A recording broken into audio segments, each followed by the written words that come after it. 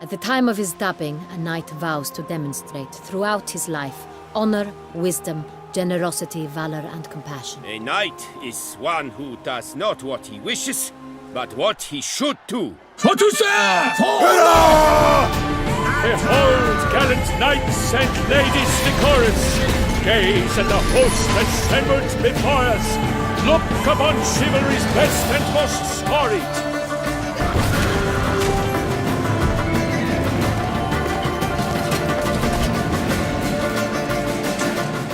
By the crane, villains, ready your arms!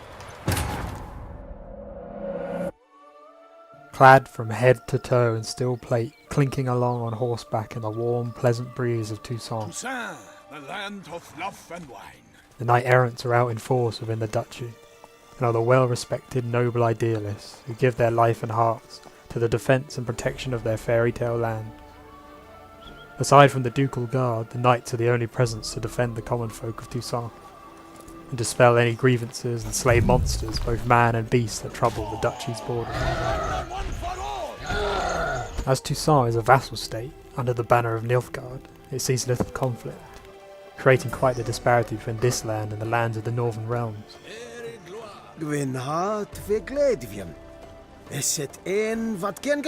The poor infantry that trudge the bogs of no man's land. It is a far cry from the knights who prance around, professing their love to every fair maiden that crosses their path. You are brave, Sir Knight. But Sir Aurelian has already sworn to shorten 15 highwaymen by a head in the same time. Whereas Sir Gabriel vowed to kill a manticore in my honor and bring its venomous tail as proof. Then I shall slay 3 manticores for you, my lady. The ducal Carmelengo pays the knight-errants for their services and valiant deeds, and keeps some level of organisation over the knights as a branch of freelance soldiers in a sense. The Camerlengo best not be late with my pay. Although, as established, they are very different to common soldiers. One major difference is their pledge to the 5 chivalric values, and to uphold these at all costs, even to the death. The tombs of fallen knights tell us more. Sir Raman of Gishon gave his heart, soul and body to the knightly craft. The symbol of chivalry is a naked sword, a symbol that rests above his tomb, a weapon that is claimed to have never been stained by the blood of an innocent man. They are clearly a very serious and devout brand of people. It is their nature of pomp and ceremony that can occasionally look downright ridiculous or comical to anyone outside of Toussaint. They are well-meaning enough, but it is easy to see why most would view chivalric knights with a certain level of distrust, whether they were helping or hindering. Warned you it'd be like this. Fear you as much as they did the bandits now. Sorry, no fanfares and flowers. You're not in Toussaint. They indulge as much as any Toussaintois and will drink wine from morning till the late hours. And despite other honourable virtues, it should be noted that chastity is not a virtue that the Lady of the Lake writes in stone. What say you we strip and stomp some grapes?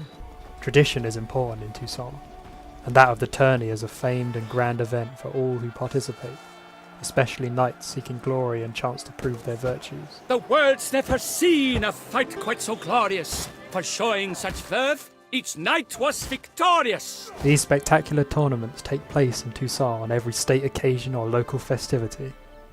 Knights participate under their banner and country and make vows to these in kind. And some make vows to the ladies they love. I vow on the love of my lady, Yennefer of Vengerberg, to respect the chivalric virtues. Geralt of Rivia! There is an archery competition to test speed and skill with a bow or crossbow.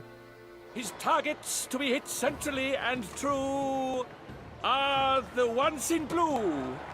And a continuation of this on horseback, along with jousting. At thunders, speed, with lances they strike. Many a knight will not live with his life. A wild flush fills one man's eyes. Through another's veins hot blood flies. The tourney ends with a grand melee of all the knights in the arena. A cheer for the knights, the ladies, the lords. For our next entertainment, the team shall cross swords. 2 rifle crews, 2 coteries shall fight full tilt till one's dropped to its knees. Whoever here wins the past champion shall face. All others must leave Its bout in disgrace. Feels like I know everything I'd ever want to know about chivalric tourneys. There are a few interesting legends and fables regarding Knights of Toussaint that shed some light on the land's knightly culture. Firstly, there is the fable of Gottfried and the chessboard knight, which takes place on the last day of a tourney. Gottfried, a reigning champion, was to joust a mysterious knight, clad in dark armour and bearing a strange crest of 64 black and white squares. The two knights traded blows. Gottfried's lance shattered on his opponent's shield, and yet the chessboard knight did not falter, and struck a blow of his own, knocking Gottfried down. The mysterious knight bent down and lifted Gottfried to his feet, and before he was claimed victorious, the knight removed his helmet, and displayed a face burnt to cinders, and eyes as black as coals. He announced that he had come to remind the noble knights of humility, a long-forgotten virtue, and that he was the victim of pride, consumed by dragonfire. No one heard from him again as he left the tourney grounds, yet all in Toussaint repeat his adage. Another tale that is perhaps rooted in more believable history is that of noble Alondra. She was female yet had aspirations of becoming a knight and was forced to hide her identity, and just before her dubbing she revealed who she really was and was exiled to the Corinth desert. It was there that she defended the lives of innocents under the name of the Heron Knight, and was later dubbed the Knight for fighting in the Battle of Cervantes Pass, where she proved her virtue and bravery.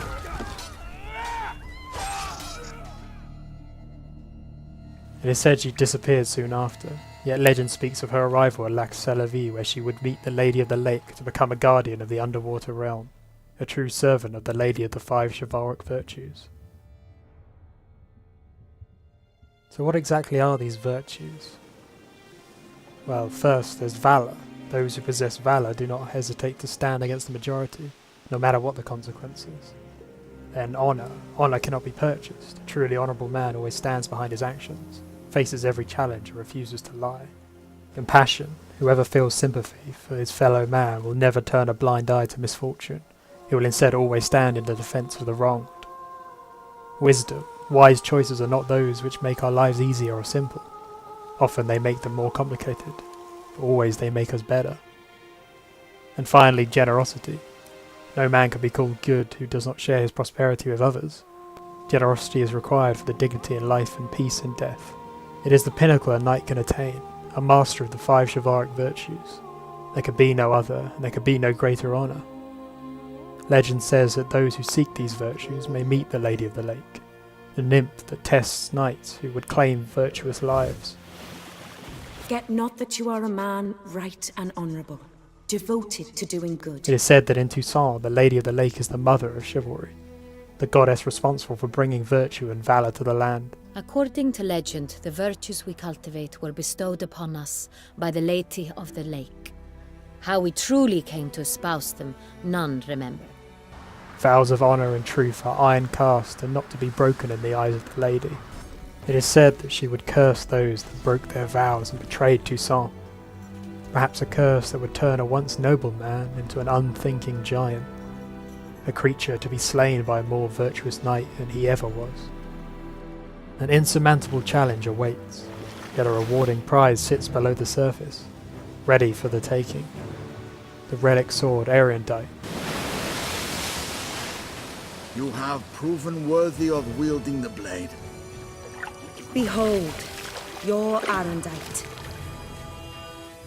Now bear it. A magically imbued silver sword. It is said to grow in strength as its wielder does. Only a worthy knight may wield such a weapon. Or perhaps a worthy witcher. There is one Geralt of Rivia, who perhaps claimed Erendite as his own, and met the Lady of the Lake multiple times, in fact. But that is perhaps far too long a tale to tell. And I trust this time you shall not lose it.